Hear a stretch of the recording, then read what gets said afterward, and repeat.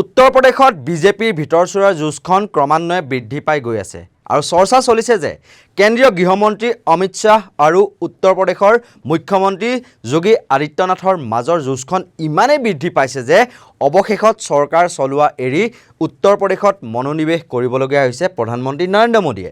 বিজেপিৰ ভিতৰচোৱাৰ যুঁজখন নিৰ্বাপিত কৰিবলৈ প্ৰধানমন্ত্ৰী নৰেন্দ্ৰ মোদীয়ে বুধবাৰে উত্তৰ প্ৰদেশ বিজেপিৰ ৰাজ্যিক সভাপতি ভূপেন্দ্ৰ চৌধুৰীক মাতি আনি 1 ঘণ্টাতকৈ অধিক সময় আলোচনাত মিলিত হয় আৰু এটা দিশত অমিত শ্বাহৰ লবি আৰু আনটো দিশত যোগী আদিত্যনাথৰ লবি আৰু সন্মুখত মহাৰাষ্ট্ৰ, হাৰিয়ানা আৰু ঝাৰখণ্ডৰ নিৰ্বাচন। সেয়েহে ৰাজনীতিৰ চাণক্য খ্যাত অমিত শ্বাহ আৰু উত্তৰ প্ৰদেশৰ মুখ্যমন্ত্ৰী যোগী আদিত্যনাথৰ মাজত চলি থকা শীতল যুদ্ধখন 3 ৰাজ্যৰ নিৰ্বাচন শেষ নোহোৱালৈকে বন্ধ ৰখাবলৈ এতিয়া চেষ্টা কৰিছে প্ৰধানমন্ত্ৰী নৰেন্দ্ৰ মোদীয়ে।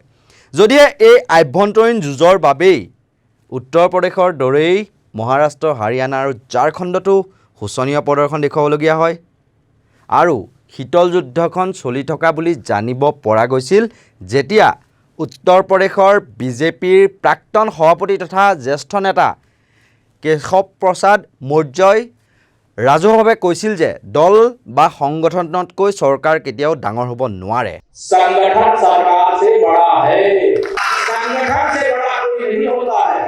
কেশৱ প্ৰসাদ মৌৰ্যৰ এই মন্তব্যৰ পৰা স্পষ্ট হৈ পৰিছে যে বিজেপি দল আৰু চৰকাৰখনৰ মাজত বৰ এটা সমিলমিল নাই উত্তৰ প্ৰদেশত। আৰু ইপিনে বিজেপিৰ ভিতৰচোৱাৰ এই শীতল যুদ্ধক লৈ সুযোগ গ্ৰহণ কৰি সমাজবাদী পাৰ্টিৰ মুৰব্বী অখিলেশ সিং যাদৱে ৰাজনৈতিক টিপ্পনী আৰম্ভ কৰিয়ে দিলে। চকীক লৈ বিজেপিৰ মাজত যি খোৱা কামোৰা তাক লৈ জনসাধাৰণ বহু অশান্তিত ভুগি আছে বুলি মন্তব্য অখিলেশ সিং যাদৱৰ।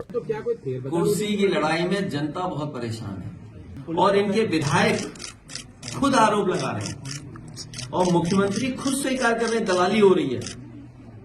तो सवाल ये जनता ये भी तो सुनना चाहेगी या जानना चाहेगी कि अगर मुख्यमंत्री महसूस कर रहे हैं कि दलाली हो रही है तो जो दलाली कर रहे हैं उन पर कार्रवाई क्या करना है। जिस विभाग के बारे में वो आरोप लगा रहे हैं वो विभाग तो सबसे करीब है उनके। উত্তৰ প্ৰদেশত বিজেপিৰ হাতত এতিয়া হিন্দুত্বৰ ইছ্যু নাই, ৰাম মন্দিৰৰ ইছ্যু নাই। এতিয়াও বিজেপিৰ ভিতৰচোৱাত বিশ্লেষণ চলি আছে কাৰ বাবে আচলতে উত্তৰ প্ৰদেশত আসন 62খনৰ পৰা 33লৈ গিৰি গ'ল। আৰু ইতিমধ্যে উত্তৰ প্ৰদেশৰ বিজেপিৰ সভাপতি ভূপেন্দ্ৰ চৌধুৰীয়ে বিজেপিৰ উত্তৰ প্ৰদেশত পৰাজয়ৰ নৈতিকতা স্বীকাৰ কৰি কিছুদিন পূৰ্বে পদত্যাগ কৰিছিল যদিও পদত্যাগ স্বীকাৰ কৰা নাছিল বিজেপিৰ ৰাষ্ট্ৰীয় সভাপতিয়ে।